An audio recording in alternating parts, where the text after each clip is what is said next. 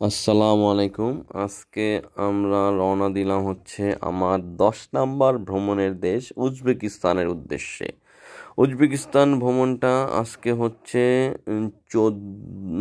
4 তারিখ আগস্টের 2024 সাল 4টা 25 মিনিটে ফ্লাইট হচ্ছে ইন্ডিগো ইন্ডিগো এয়ারলাইন্স ঢাকা থেকে দিল্লি যাবে।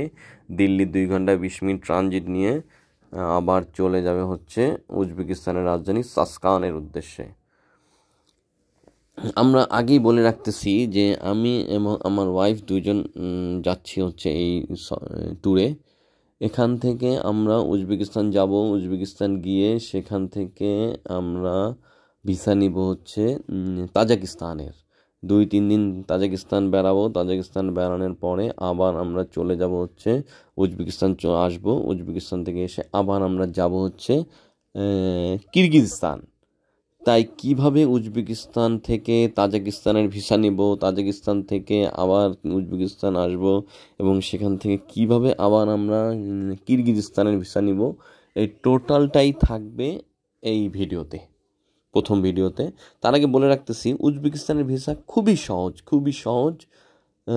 এখন আসলে বলতে হয় ছিল কেন, আমরা গিয়েছিলাম 4 তারিখ, ভিসা নিয়েছিলাম হচ্ছে 13ই জুলাই, কিন্তু পরবর্তীতে শুনতে পেলাম যে আমরা যেদিন চলে আসব 15 তারিখ আগস্ট, তখন উজবেকিস্তানের ভিসা বাংলাদেশের জন্য বন্ধ করে দিয়েছে।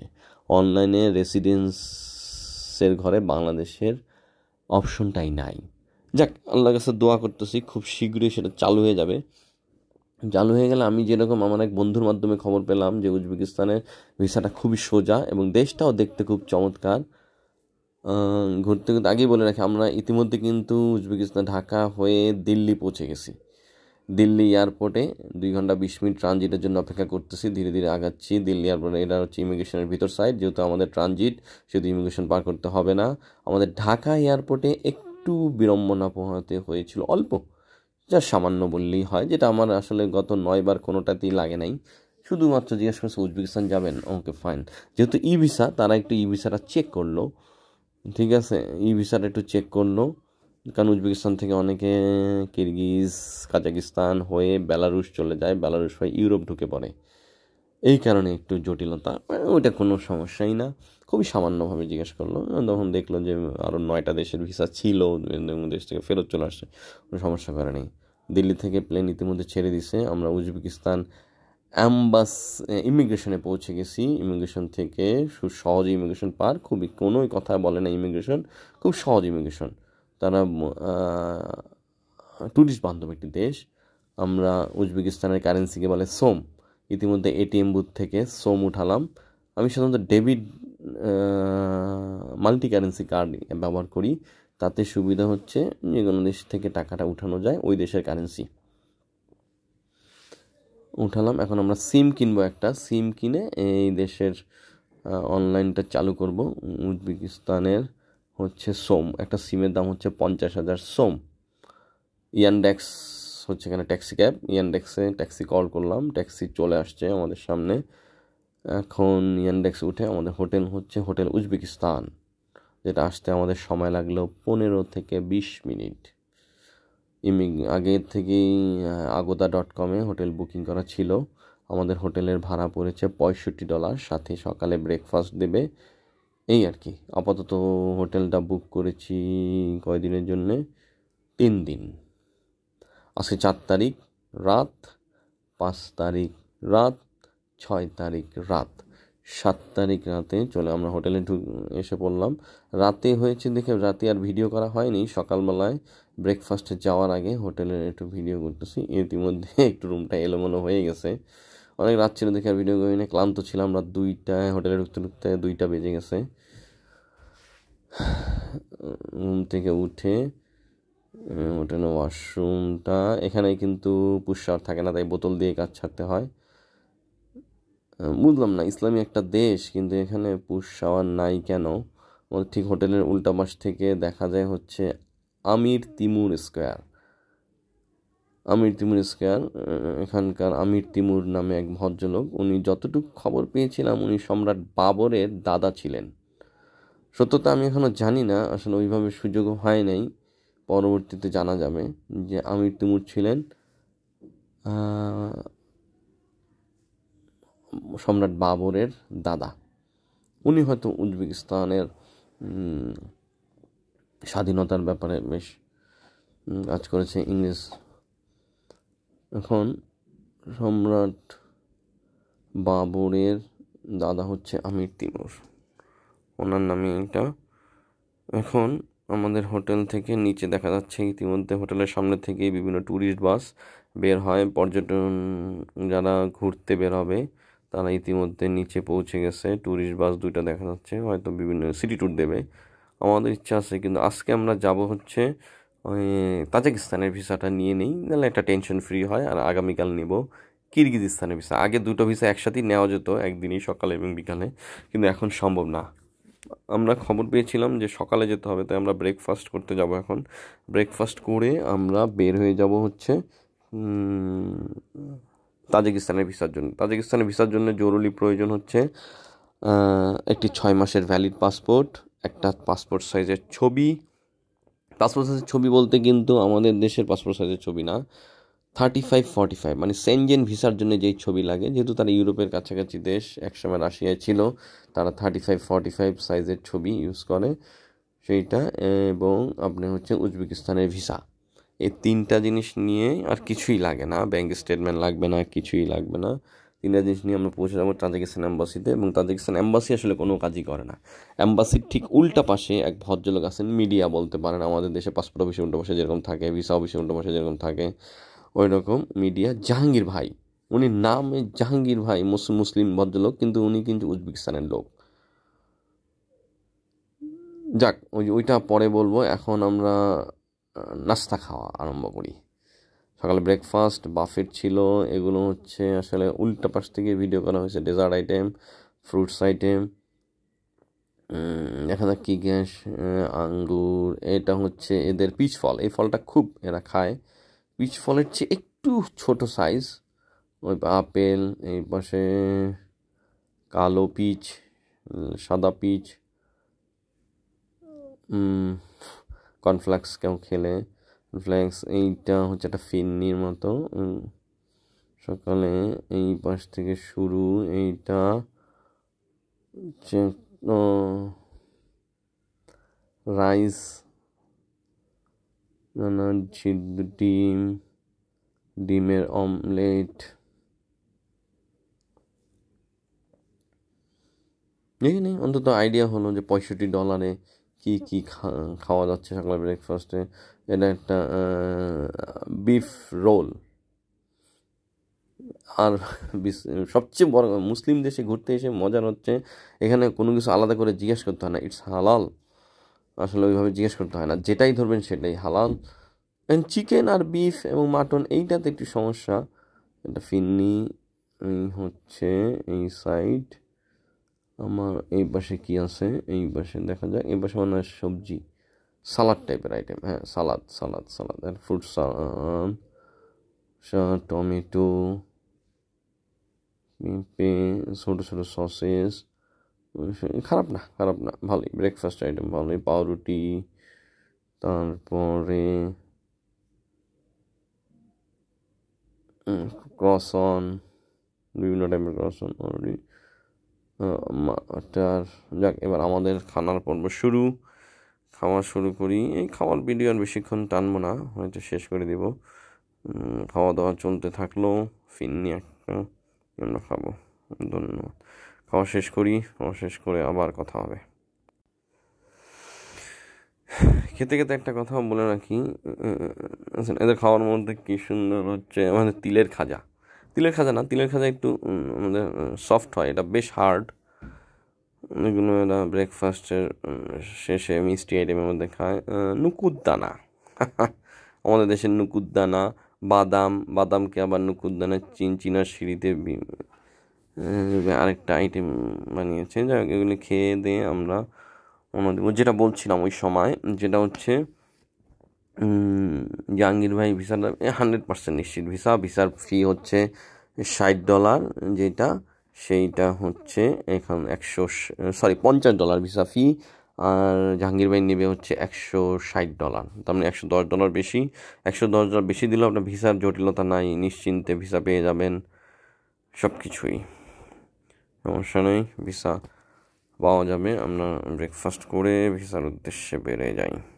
জাহাঙ্গীর ভাইয়ের দেখাবো কীভাবে, আর শহরটা একটু ঘুরতে থাকবো আমরা। চলুন সবাই।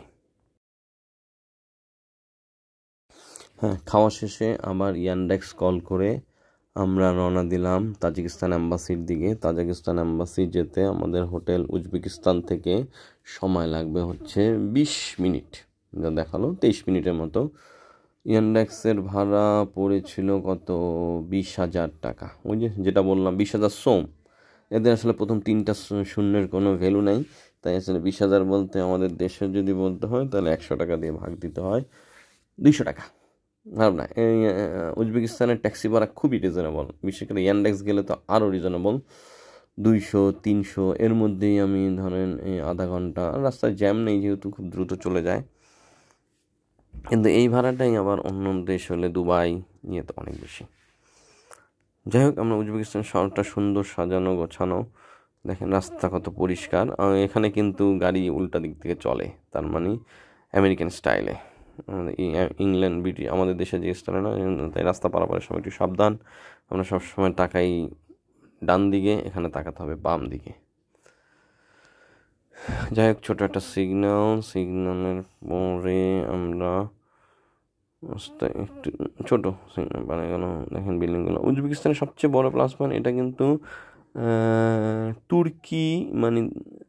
তুর্কি এবং ইউরোপের স্টাইলে। এখানে যেহেতু স্নোফল হয় সেহেতু বাড়িঘরগুলো পরবর্তীতে চোখে পড়বে যেসব কিন্তু দোচালা বাড়ি।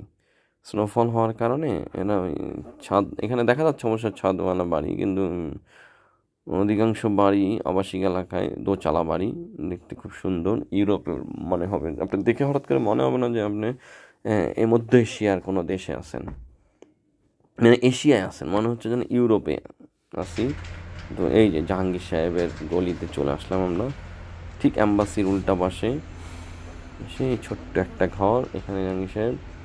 এসে আমরা খবর পেলাম একটা জিনিস, সেটা হচ্ছে আমাদের ভিসা প্রসেস করবে দুপুর 1টার পরে।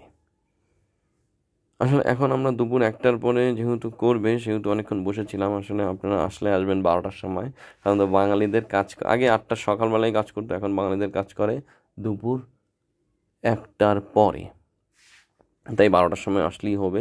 তাড়াহুড়ো করে আমাদের মতো খুব সকালে চলে আসার প্রয়োজন নেই, একটু রেস্ট নিয়ে আস্তে ধীরে 12টার আগে আসলেই হবে। 1টার সময় বাঙালিদের প্রসেস করে, এখন করতেছে হচ্ছে উনি উজবেকিস্তান, তাজিকিস্তান, কিরগিজস্তান, কাজাকিস্তান, মানে ওনার নেইবার কান্ট্রি যেগুলো আছে তাদের ভিসা প্রসেস করতেছে। 1টার পরে বাঙালির ধরবে, ভিসা কিন্তু নিশ্চিত। আমরা ভিসার প্রসেস, ওনার কাছে যে পাসপোর্ট, তারপরে এক কপি ছবি, উনি ছবির সফট কপি নিলেন, সবকে নিয়ে ছবিটা ফিরিয়ে দিলেন, ছবির সফট কপি। তারপরে হচ্ছে উজবেকিস্তানের ভিসা, এবং উনির সাথে যোগ করলেন একটা ইনভাইটেশন, যেটা ওনার দায়িত্ব, এবং হোটেল বুকিংও উনি যোগ করে দেন যদি আপনার না থাকে, উনি দিয়ে দেন। আর টাকা কিন্তু নেবে হচ্ছে ভিসা পাওয়ার পরে। দেখা যাক, আমরা টাকা দিই নি, আমরা শুধুমাত্র পাসপোর্ট, উজবেকিস্তানের ছবি, একটা উজবেকিস্তানের ভিসা, পাসপোর্ট সাইজের ছবি দিয়ে দিলাম। পাসপোর্ট সাইজ মানে 35-45 ছবি দিয়ে দিলাম।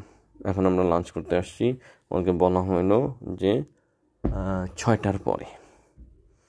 এখন বাজে 4টা, সকাল থেকে এখানে আমরা পৌঁছাতে 10:30 বেজে গিয়েছিল।